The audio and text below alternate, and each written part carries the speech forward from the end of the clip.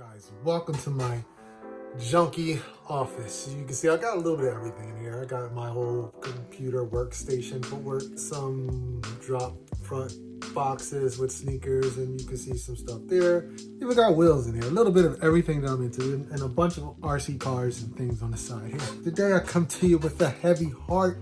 10:30 p.m. December the 22nd. I'm sad because I am now gathering up all the information and documents because I am selling my black Mustang. When I put it for sale, I thought it was going to be hard to sell it, and it actually was. It was for sale for maybe a month and a half. I went through a whole bunch of people. Most of the time they're just, looky-loos or just have questions about the build, and they don't really have any intentions of buying the car. But then I had a few serious people, and then just recently it seems like the people that I talked to really wanted to buy it, and I have someone coming tomorrow to pick the car up. They are 7 hours away, and it's a big deal because it's a lot of money, and it's a whole way you have to do things when you're dealing with a lot of money. It's like in the middle of like this whole crazy weather thing, snow and rain, and he's gonna try to take this car and drive it all the way back to West Virginia. And it's gonna be nasty out tomorrow. I think it's gonna drop in the middle of the day from like 50 to like 20 degrees. And so the car is most likely gonna get sold tomorrow. And I do really feel weird because I bought this car brand new with my son. I will say snuck, but I went down to a dealership down in Maryland after looking for a while, and I didn't really tell my wife. I just told my son to get in the car, my old Mustang at the time. We drove down there, and about 6 or 7 hours later, we came back in that car, and I left my other car. I traded it in. And I had serious buyer's remorse in the morning when my wife found out because, she was like, what the heck did you just do? What is that outside? I called the dealership and I asked, what do I have to do to possibly get you guys to take this car back? And they basically was like, there's no way that's happening. But I'm glad they didn't, because it has been one of the best things that I've bought, other than my houses, ever. I've had the most fun building that car. I've had a whole ton of experiences, sponsorship with McGuire's. I won this radio contest for, it's a major radio station, Power 99 FM here in Philadelphia. They had this summer-long contest for the hottest car, and I won. It was like thousands of entries, and your boy won. My car was featured up in the Philadelphia International Auto Show, which actually opened up the door for me to go a couple years in a row later, and that was so cool. I mean, I've met so many people, so many friends that I'll have probably lifetime relationships with, and it just allowed me to learn on that car. I've done things to that car that I've never even thought about going to it, and I did it at a high level. I don't do this stuff professionally. The actual bodywork thing, I didn't do that. Other than that, I did everything myself, and I'm just so proud of it. And I look back at it, it's the only brand new car I ever bought. And I probably added another $30,000 in modifications, probably $35,000 in modifications to that car. And I have not regretted anything I've done to it. No, I didn't get that money back. And you don't do things to cars like that with intentions to get money back. You do it because it's something that you want to do. You enjoyed it. And I did. The only thing I do regret is I maybe did not use the car as much as I wanted to. It has 27,000 miles on it, and that's been 10 years. That averages out to about 2,700 miles a year. And man, I should have got double the miles on that car because it is such a fun car to drive. It has so much power, and I don't know. I think I just missed out on opportunities with it. I spent so much time sitting in that garage, and a lot of times I wanted to take it, but I didn't want to get it dirty. It wasn't until recently I started to not really caring about it being dirty and just started enjoying it. And I wish I would have just done that sooner. The thing was, if I get this GTR, this car has to go, and that's going to help fund the GTR because I really don't want any car notes, and I really do need the funds from that black Mustang to put into the GTR, because the GTR not only costs a lot more, it actually costs way more to mod the car, even to get it halfway to the level of the black Mustang.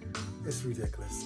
exhaust for GTR is 3,000, wheels are 5,000. It's just doesn't make any sense. I don't know what I'm doing. I don't know what I got myself into, but I'm into it, and we're just gonna make it work. I kind of was hoping that someone in my family would take the car. That way I can still be, you know, a part of it. And if things change in the future, you know, I get maybe a bigger house, bigger garages, or win the lottery or something crazy, I'd buy the car back. But unfortunately, no one really needs the car or wants the car. I even offered it to my son, not free. I said, you can take a loan out and just give me the money, but he said no to that. So it's gone. So let's get out of here. Fast forward to this morning. I swear I did not cry out. I'm not crying.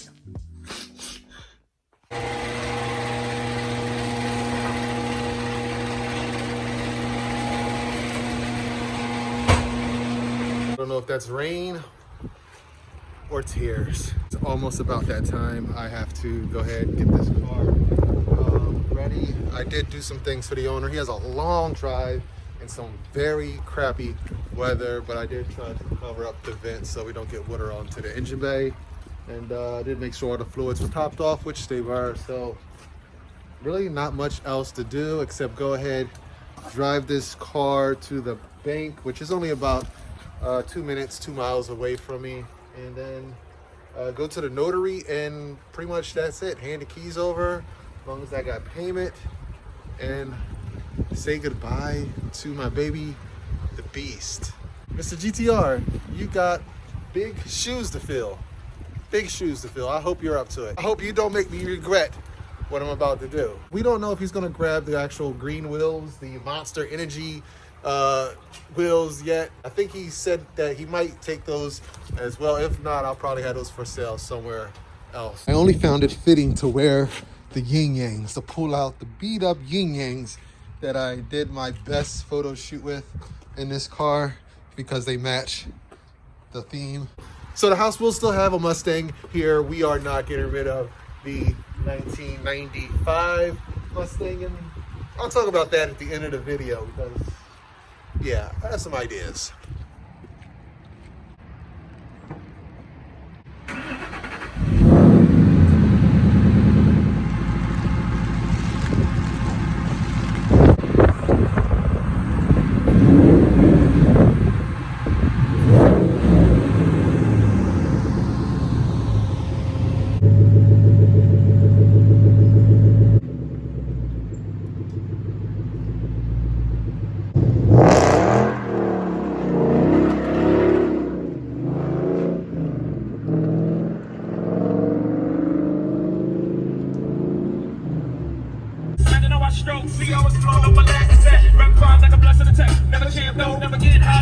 Having it rain right now is just really like making this process that much worse. And I swear it just started downpouring the moment the car pulled out of the garage.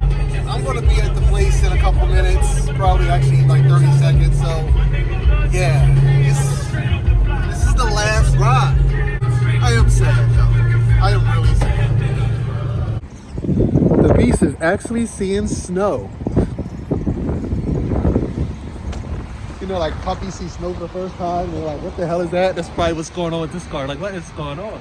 Okay, guys, so we are about to actually make this official and sell the beast. So this is the new owner of Beastly GT. He's got a long ride ahead of him. Trying to convince him to stay in town and take her home tomorrow just to be safe. Let's go get this done. Thank you. I no longer own the black Mustang. It is now his. So it's got snow on the side of it. I'm actually kind of liking it. It's kind of a cool graphic. Yeah, I was wondering what the car would look like white, and now I know. All right, let's get this license plate off. Taking it off. So that's it, guys. Beastly is now yours. Enjoy it, Andrew. Come on, let's get rolling. I don't even want to see it no more. Let's just go. Let's just cut the cord. Wait a minute. Is the sun actually starting to shine? What? What?